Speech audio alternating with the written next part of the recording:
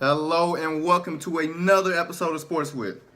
Man, we got some very interesting stuff, ladies and gentlemen.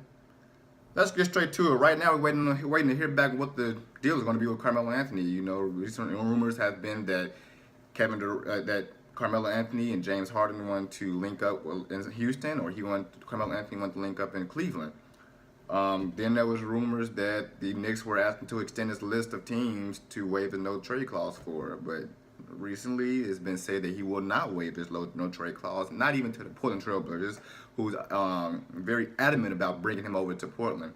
Carmelo Anthony is saying he's only going to waive it for those two teams, and there's also been reports that Mills in the front office of the New York Knicks thinks he's going to be able to stay a Knick in the next upcoming season. But let's talk about these big, outrageous contracts that have been going on in the NBA. And I'm not talking about James Harden signing the biggest contract in the NBA. I'm not talking about that. That's an extension. That was great. But things like J.J. Redick signing a $23 million deal to the Philadelphia Sixers. And the most outrageous one, in my opinion, Otto Porter, 4 years, $106 million with the Washington Wizards. Now, originally, the Wizards did not extend this offer to Otto Porter. It was offered by the Brooklyn Nets. The Wizards had no choice but to match it if they want to stay a top 3 contender in the Eastern Conference, which at this point shouldn't be too hard. You could have probably done it without Otto Porter. One other one, 3 years, $100 million for Kyle Lowry to stay with the Toronto Raptors. He's making over $33 million a year. Otto Porter's making over $26 million a year.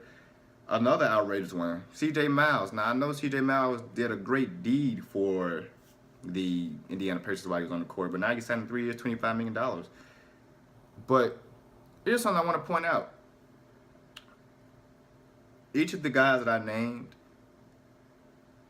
shoot over 40% from the three-point line in the NBA, and they rank in the top 30, with an exception of about 2 that out of the next however many guys that I list. The one I have the biggest issue with is Kentavious Caldwell-Pope from the Detroit Pistons signing a $18 million deal with the Los Angeles Lakers. He's getting paid. That man is getting paid. And he's streaky.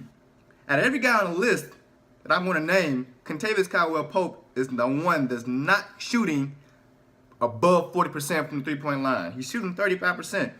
Now let's just track back a little bit and find out why these three-point shooters are making this much money. Well, I'll tell you why. Stephen Curry. Ladies and gentlemen, Stephen Curry shot over 700 three-pointers. He attempted over 700 three-pointers in the past season. He made 324. He shot 41% from the three-point line and 58% from the field. Now, he set the bar. These teams have no choice but to pay these players good money. Is $106 million Otto Porter understanding? No, but Otto Porter, 43% from the three-point line, 60% from the field. He took over 300 threes and made 148. When you compare it, he took just as many as Steph Curry made, and he's getting paid $106 million, and Steph Curry just signed a deal a little over $200 million. I don't think the guy's worth $106 million, but apparently the Brooklyn Nets did, and Washington Wizards had no choice but to match it. Then you got guys like Bogdanovic, who's going to sign with the Indiana Pacers, 2 years, $20 million. Joe Ingles of the Utah Jazz, ladies and gentlemen, signed up for 4 years for $52 million. Now, him and Dion Waiters have the same contract when it comes to the amount of years and the amount of money they're getting paid. But let's just be honest. Dion Waiters is better than Joe Ingles, ladies and gentlemen. His ability to get to the basket, his defensive ability, his speed that he's capable of reaching. Another one, Darren Collison, 2 years, $20 million with the Indiana Pacers. Darren Collison shot over 41%. Now, he only played 68 games this season, but he shot over 40% from the three-point line. But here's why the Indiana Pacers are forced to pay Darren Collison that $20 million for 2 years. They got to pay him to come back to Indiana because he was once a Pacer. Just like Tim Hardaway was paid $71 million to come back to the New York Knicks from the Atlanta Hawks. The Atlanta Hawks team has vanished. They are in a completely rebuilding stage after 2 years ago being a Eastern Conference contender, even though they didn't put up much of a fight against the Cleveland Cavaliers.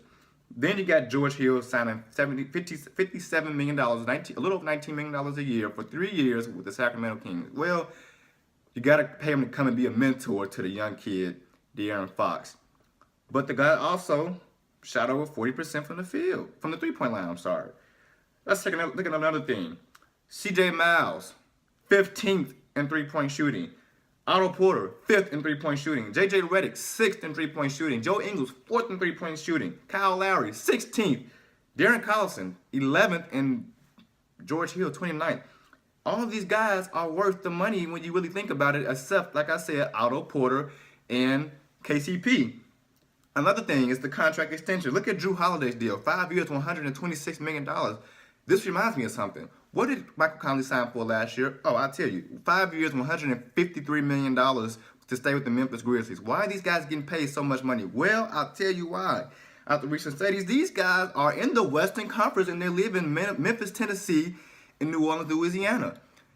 They gotta pay to get. They gotta get paid just to travel. Now, let's say these guys go on a 4-game road trip, and they're playing the Warriors, they're playing the Sacramento Kings, they're playing the Lakers, they're playing the Clippers, and the Portland Trailblazers. That's 4 or 5 teams right there, and they gotta travel 5 or 6 hours, travel a 5 or 6 hour flight to come back to Louisiana or back to Memphis, just because they were on a road trip. These teams have to force them to stay in a city, in a conference that they don't want to be in. So they're going to have to pay them the large bucks if they want them to stay as the franchise players on those teams. That's the issue with the Memphis Grizzlies and the New Orleans Pelicans having to give up big bucks. The same thing with Anthony Davis, and it's going to be the same thing with DeMarcus Cousins when he re-signs with the Pelicans if he decides to do so. That's sports, ladies and gentlemen. I hope you guys take all of this information into consideration. Thank you guys for watching.